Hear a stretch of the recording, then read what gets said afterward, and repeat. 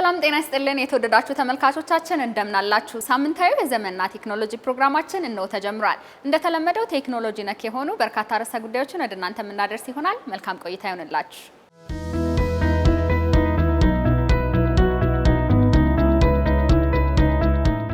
ዛሬ ላይ በሀገራችን ትላልቅ ከተሞች የኤሌክትሪክ ተሽከርካሪዎችን መመልከት እየተለመደ መጥቷል። ተሽከርካሪዎቹ ውብ ከመሆናቸው በላይ ታዳሽ የኤሌክትሪክ ኃይልን የሚጠቀሙ መሆናቸው ኢኮኖሚያዊ ፋይዳቸው የጎላ እንዲሆን አድርጎታል። ከዚህም ባሻገር ደግሞ ለአካባቢ ጥበቃ የሚያበረክቱት አስተዋጽኦም የጎላ ነው። ኢትዮ ቴሌኮም በከተሞች እየጨመረ የመጣውን የኤሌክትሪክ ተሽከርካሪዎችን ቁጥር ታሳቢ በማድረግ የኤሌክትሪክ መኪኖች ባትሪ ቻርጅ ማድረጊያ ጣቢያዎችን በስፋት አገልግሎት እንዲሰጡ እየሰራ ይገኛል። ቀዳሚው ዝግጅታችን በዚህ ላይ ያተኮረ ይሆናል። ከዚህም ባሻገር ደግሞ በቴክኖሎጂ ዙሪያ እንደተለመደው ጠቃሚ ጥቆማዎች እናደርሳችኋለን። ሰላማዊት እንደሰነኝ መልካም ቆይታ።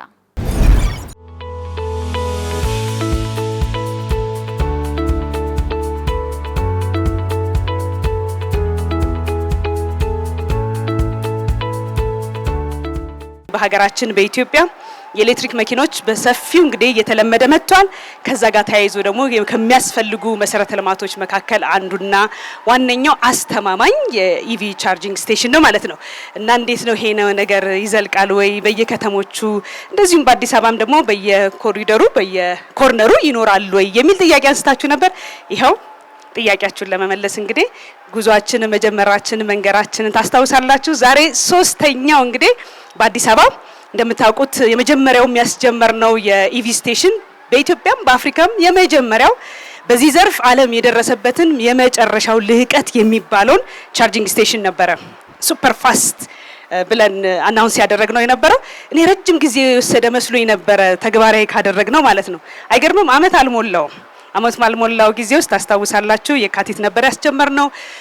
ሀገራችን የኤዩ ሰሚትን ሆስት ለማድረግ ዝግጅት በምታረግበት ደፋ ቀና እያለች ባለበት ዋዜማው አካባቢ ነበር ታስታውሳላችሁ አናውንስ ያደረግነውና አረንጓዴ ኢኮኖሚ በአየር ንብረት የማይበገር ኢኮኖሚ ከመገንባት አንጻር ያላትን ቁርጠኝነት ኢኒሼቲቮቿን ሁሉ ለሌሎችም አፍሪካ ሀገራት እንደዚሁም ቁርጠኝነቷን ያሳየንበት ነው ብዬ ነው ወስዶ ማለት ነው። ሶስተኛው ስቴሽን እየተከፈተ ያለው እንግዲህ እንደምታዩት በሰሚት አካባቢ ማለት ነው።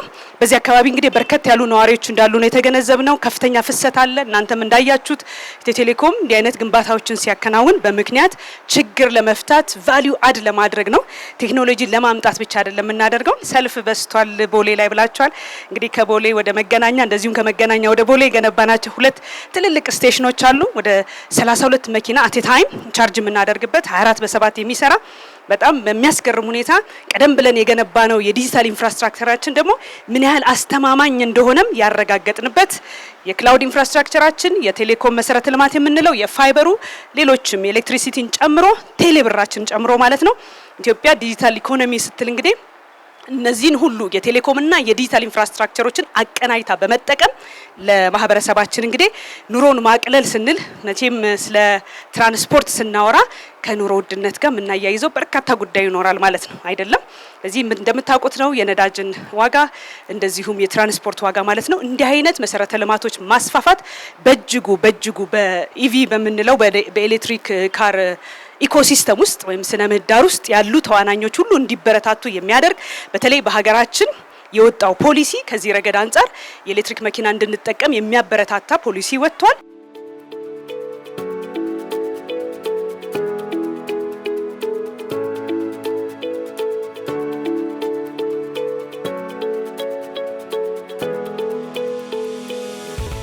ዛሬም እናስጀምረው ሱፐር ፋስት ቻርጂንግ ስቴሽናችን እንግዲህ ግሪን ኤሌክትሪክ ነው የሚጠቀመው። ስለዚህ ሁላችሁንም ግሪን የሚያደርግ ነው። ኢትዮ ቴሌኮም እንደምታዩት እንግዲህ ግሪን ነው። ስለዚህ አቲን ቀላል ነው መሰለኝ ወደ ግሪን ለመሄድና ለመዛመድ ብዙ የሚያስቸግረን አይሆንም ማለት ነው። ስለዚህ ሰስተነብል የሆነ ኢኮኖሚ እንድንሆነን ሰስተነብል የሆነ ደግሞ ኢንፍራስትራክቸር ፊውቸር ሬዲ ሆነ ዘመኑ እንደምታውቁት ኤአይ ኤራ ነው። ከዚህም ጋር ተያይዞ ይህ የምታዩት ኢንፍራስትራክቸር የኤአይ ፋንክሽናሊቲ ወይም ፊውቸር ያለው ነው ማለት ነው። ምንድነው የሚያደርገው? የመኪናውን ያለበት ሁኔታ የባትሪ ሁኔታ አይቶ ተረድቶ ነው ቻርጅ የሚያደርገው ማለት ነው። ይሄ ባትሪው ላይ ጉዳት እንዳይደርስ አናላይዝ አድርጎ ነው የሚለቀው ማለት ነው። ቻርጅ የሚያደርገው ማለት ነው።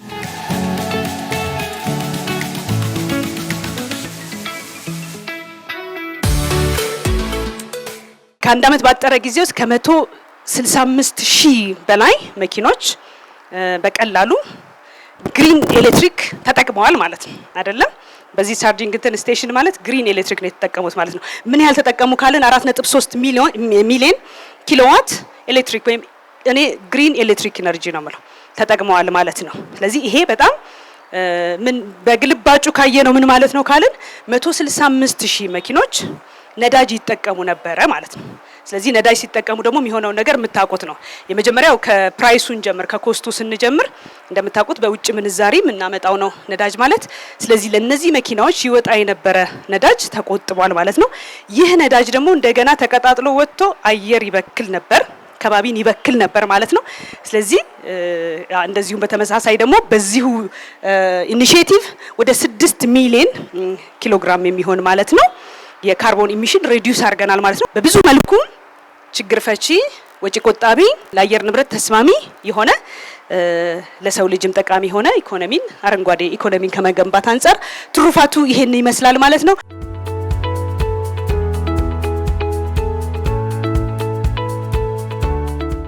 ሶስተኛው ስቴሽናችን 16 ዲስፔንሰሮች ያሉት ነው። እዚህ በፊት ለፊታችሁ የምታዩት ማለት ነው።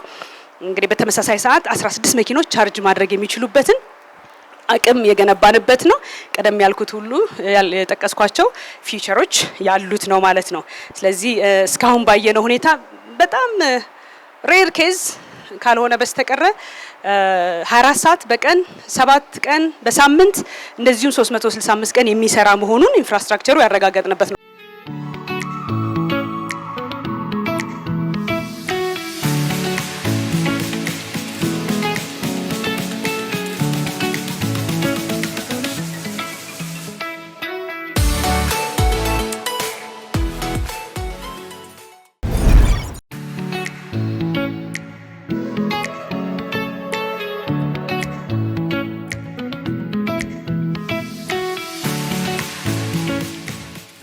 ሰላም ተመልካቾቻችን እንደምን አላችሁ? ኢትዮ ቴሌኮም በየጊዜው ለተጠቃሚ አዳዲስ ፕላትፎርሞችን በማስተዋወቅ ይታወቃል። ዛሬም ሳይንስ ሙዚየም አዲስ ፕላትፎርም ልንተዋወቅ ተገኝተናል። ጥሪ የተደረገላቸው አካላት፣ ነጋዴዎች፣ አምራቾች በርካቶች ተገኝተውበታል። መድረኩ ምን ይመስላል የሚለውን ደግሞ ወደ ውስጥ ገብተን የምንከታተል ነው የሚሆነው። እስከ ፕሮግራማችን ፍጻሜ ድረስ አብራችሁን ሁኑ።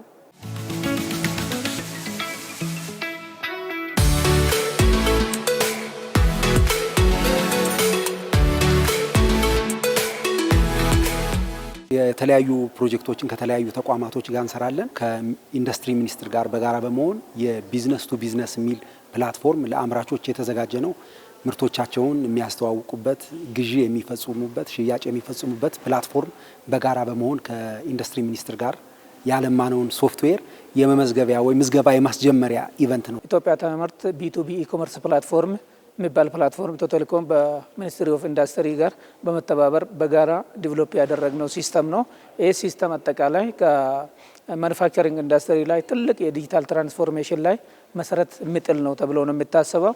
ይህም እንደሚታወቀው ብዙውን ጊዜ ቻሌንጅ የሚሆነው አጠቃላይ ማኑፋክቸሪንግ ኢንዱስትሪ አንዱ የሚያመርተው ሌላ ጋር ኢንፑት ሆኖ የሚያገለግለው ማርኬት ኢንቴግሬሽን ባለመኖሩ የተበጣጠሰ ኢንፎርሜሽን ጋፖች፣ ፕራይስ ጋር ሚድል ኤጀንት መሀል ላይ በመኖሩ ዋጋ የመጨመር ሎጂስቲክ ጋር ያሉትን ብዙ ተግዳሮቶች ነው የነበሩት።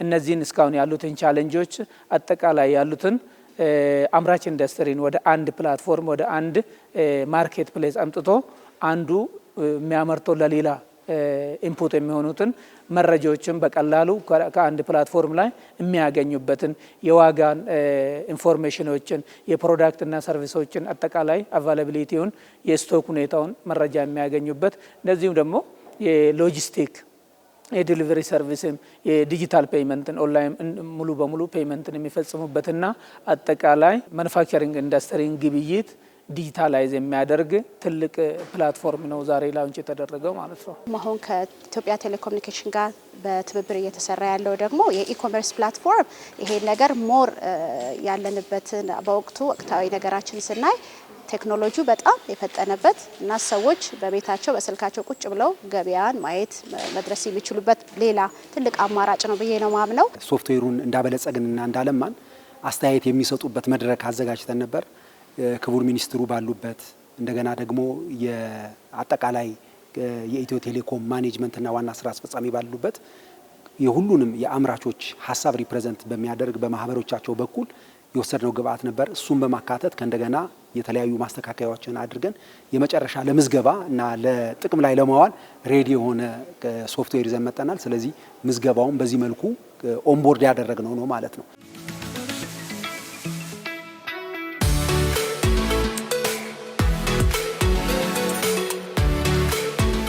እጅግ በጣም የሚያነቃቃ ነው።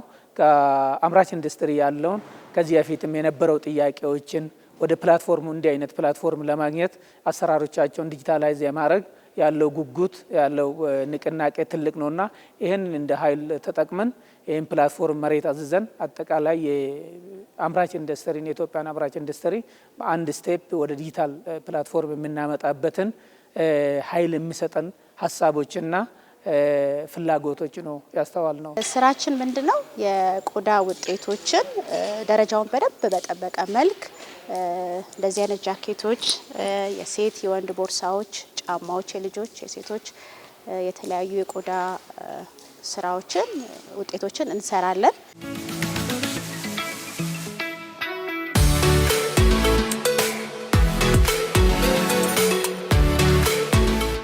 ዘመን ገበያ እንደምታውቁት በወራት ውስጥ ነው አጠቃላይ በመላ ሀገሪቱ አክሴፕታንስ አግኝቶ ከአዲስ አበባ ውጭም በሪጅን በክልል ከተሞች ላይ ጥያቄዎች ይመጣሉ። ከክልል ከተሞች ፕሮዳክትና ምርቶች ወደ መሀል ሀገር ይመጣሉ።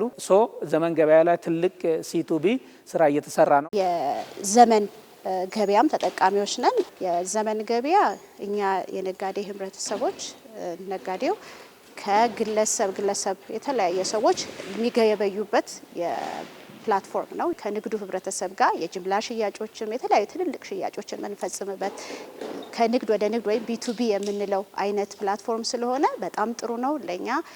ኢትዮጵያ ብቻም ሳይሆን አሁን ደግሞ በአፍሪካ ደረጃ ኤክስፖርትን የምንሰራ ሰዎች፣ ሌሎች ደግሞ ለመስራት የሚፈልጉ ሰዎች በደንብ የሚያበረታታ ሰዎች ራሳቸው የንግድ ፍቃዳቸውን አውጥተው የተደራጀ የራሳቸው ድርጅት ካላቸው ኢትዮጵያን ብቻ ሳይሆን በአፍሪካም ደረጃ ብሎም ወደ ዓለም አቀፍ የሚሄድ ነው።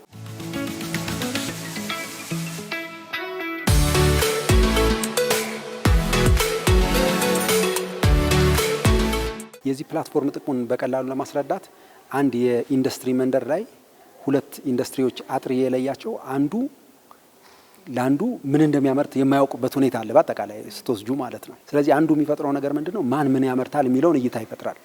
ያን ማወቅሽ ማለት ደግሞ ከዚህ በፊት ከውጭ ይዘሽ የምትመጪ የነበረውን አጠቃላይ ፕሮዳክትና ሰርቪስ በሀገር ውስጥ መተካት ትችላለሽ ማለት ነው። ኢትዮ ቴሌኮም ሴንተር በየክልል ያሉትን ተጠቅመን በየቦታ ሚኒ ወርክሾፖችን እናዘጋጃለን። ገለጻ የምናደርግበትን እናዘጋጃለን። እዛ ላይ በቂ ማብራሪያ ስለ ሲስተሙ አንደርስታንዲንግ ኖሯቸው ሬጂስተር የሚያደርጉበት ሲስተም ዘርግተናል ማለት ነው። እያንዳንዱ በካምፓኒ ደረጃም ደግሞ ዋን ቱ ዋን በካምፓኒ ድረስ ሄደን ገለጻ አድርገን ሬጂስትሬሽን የምንሰራበት ስለ ሲስተሙ በቂ ትምህርት የምንሰጥበት ከሬጂስትሬሽን እና መጠቀም ከጀመሩ በኋላ ደግሞ የሚያስፈልጉትን ሰፖርቶችን እንዴት መስጠት እንዳለብን ኤንድ ቱ ኤንድ ዝግጅቱን ጨርሰናል ማለት ነው። አጠቃቀሙ ብዙ ይከብዳል ብዬ አላስብም። አንድ ሰው አሁን እጁ ላይ ስልክ ስላለ የተለያዩ ነገሮችን ድረገጾችን በመመልከት መረጃ ማግኘት ይችላል። ድርጅቶች ካሉን ያን ድርጅቱን እንዴት ነው አሁን ባለው ቴክኖሎጂ ላይ ማጣመር የምንችለው የሚለውን ያው መሰል ስልጠና መውሰድ፣ የተለያዩ ደግሞ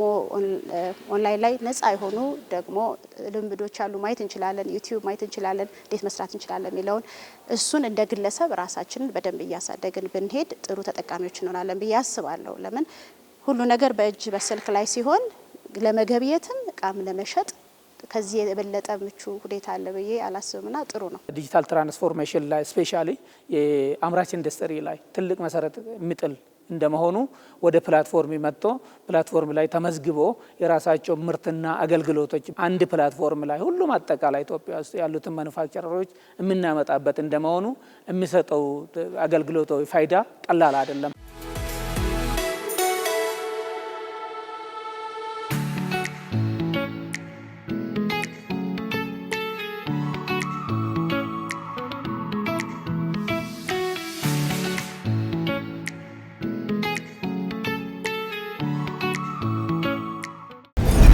ሰላም እንዴት ናችሁ? ዮሐንስ ግርማ እባላለሁ። ዛሬ በዘመነ ቴክኖሎጂ ፕሮግራማችን ላይ በቴክኖሎጂ ዘርፍ ላይ ያሉ ህይወታችንን በተለያየ መልክ የሚያቀልልን ለስልካችን ለምሳሌ የተለያዩ አፕሊኬሽኖች ወይም ሴቲንጎች የምናስተካክለው ይሆናል።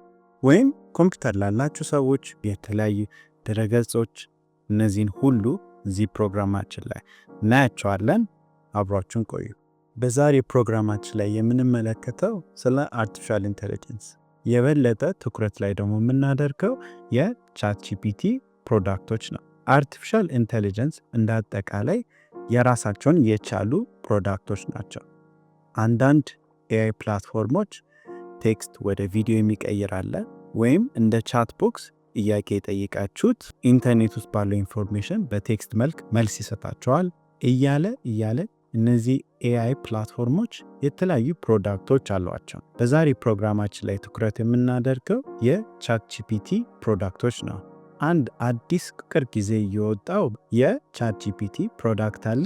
እዚህ ፕሮግራማችን ላይ እናየዋለን። በዛሬ ፕሮግራማችን ላይ አዲስ የቻት ጂፒቲ ፕሮዳክት የምናየው ፕሮጀክት አትለስ ይባላል። ፕሮጀክት አትለስ ዌብ ብራውዘር ነው እና እንደ የትኛው ኦፔራ ከሆነ ክሮም ወይም ዊንዶውስ ኤክስፕሎረር ነው፣ ግን በጣም ኃይለኛ የኤአይ ፊቸሮች ፓክ ተደርጓል የቻት ጂፒቲ ፕሮዳክት ስለሆነ ማለት ነው። ስለዚህ እዚህ ብራውዘር ውስጥ ምን አይነት ፊቸሮች እንደሚይዝ እዚህ ፕሮግራማችን ላይ ይህንን ቪዲዮ በምንለቅበት ሰዓት አትለስ ብራውዘር ለማክ ኮምፒውተሮች ብቻ አቬለብል ነው።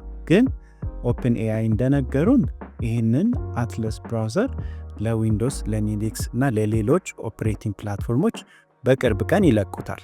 አትለስ ብራውዘር በቻት ጂፒቲ ፓወር በመደረጉ ይህም ማለት ምንድነው? በአርቲፊሻል ኢንተለጀንስ ፓወር ስለተደረገ የፕራይቬሲ እና ሴኩሪቲው በኤአይ በጣም በከፍተኛ መልክ ሴኩሪቲ እና ፕራይቬሲን ይጠብቃል። አትለስ ብራውዘር በአርቲፊሻል ኢንተለጀንስ ፓወር ስለሚደረግ የፕራይቬሲ እና ሴኩሪቲ ሲስተሙ ዌብሳይቶች ስታዩ እንደ የትኛው አድ ብሎከር ኤክስቴንሽኖች ሌላ ብራውዘሮች ላይ እንዳሉ አርቲፊሻል ኢንተለጀንስ አትለስ ስለሚጠቀም በየደቂቃው ያንን ብራውዘር በምትጠቀሙበት ጊዜ ኮንስተንትሊ ላይቭ አፕዴቶችና ራሱን እያስተማረ እነዚህ ዴንጀረስ የሆኑ ዌብሳይቶች ካሉ ቶሎ ብሎ የእናንተን ፕራይቬሲ እና ሴኩሪቲ ለመጠበቅ አንደኛ ናቸው። ሁለተኛው ፊቸር እዚህ ፕሮግራማችን ላይ በአትለስ ብራውዘር የምናየው ካስተማይዛቢሊቲው ነው። አሁን ቻት ጂፒቲ ወይም ሌሎችም ትላልቅ የኤአይ ፕላትፎርሞች እንደ ሰርች ኢንጂን መጠቀም ጀምረናል። ስለዚህ በፊት ጉግል ክሮማችን ወይም ሌላም ብራውዘራችን ላይ ሄደን አንድን ጥያቄ ለመጠየቅ አሁን ቻት ጂፒቲ አይነት ፕሮዳክት ነው የምንጠቀመው። አሁን ብራውዘሩ ራሱ እዛው ኢንቴግሬትድ ስለሆነ አንድ ዌብሳይት ከፍታችሁ ስለዛ ዌብሳይት ሰመሪ ከፈለጋችሁ ወይም ከዛ ዌብሳይት የምትፈልጉት ኢንፎርሜሽን ካለ እነዛን ሁሉ እዛ በቀላሉ ማግኘት ትችላላችሁ። ሶስተኛው እና የመጨረሻው ለየት ያለ ፊቸር ፕሮዳክት አትለስ ያለው የኤአይ ኢንቴግሬሽን እዛው ብራውዘር ውስጥ ማለት ነው። አንድ ሁለት የተወሰነ ፓርት ስለዚህ ቶፒክ አንስተን ነበረ፣ ግን የበለጠ ትኩረት እዚህ ላይ እንዲኖረን የምፈልገው ፕሮጀክት አትለስ ብራውዘር እና ቻት ጂፒቲ በጣም አብረው ኢንቴግሬትድ በመሆናቸው የዌብ ሰርች ኤክስፒሪየንሳችሁ በጣም ሲምለስ ይሆናል። በፊት ጥያቄና መልስ የሚመስል አይነት ዌብ ብራውዘር ኤክስፒሪየንስ አሁን በጣም ኮንቨርሴሽናል ይመስላል። ስለዚህ አንድ ነገር እዛው አትለስ ብራውዘር ሰርች ስናደርግ በጣም ትልቅ እውቀት ካለው ሰው ጋር ኮሚኒኬት የሚያደርግ መንፈስና ኢነርጂ ይሰጣል። ስለዚህ ያንን ጥያቄ ጠይቃችሁ ሰጀስሽኖቹ ይሰጣቸዋል። በዛ ዌብሳይት ውስጥ ደግሞ ወደ ቀጣዩ ኮንቨርሴሽናችሁ ወደ ቀጣይ ሀሳባችሁ እንዲሄድ በጣም በዚህ ዴሞ ቪዲዮ ላይ እንደምትመለከቱት በቀላሉ ያንን ትራንዚሽን መሄድ ትችላላችሁ። አትለስ ብራውዘር አሁን ባለበት ፍሪ ነው፣ ግን በፊውቸር ላይ የተለያዩ ፕሮፊቸሮች ይኖራሉ ብሎ ስለተናገሩ እነዛ ፕሮፊቸሮች በሚመጡበት ጊዜ ህይወታችንን እነዚህ እንዴት እንደሚያሻሽሉ ቀጣይ ፕሮግራማችን ላይ እናያቸዋለን። ተመልካቾቻችን የዚህ ሳምንት የዘመንና ቴክኖሎጂ ፕሮግራማችን የተከታተላችሁትን ይመስል ነበር። ሳምንት በአዳዲስ ርዕሰ ጉዳዮች ወደ እናንተ የምንመጣ ነው የሚሆነው። መልካም ሳምንት።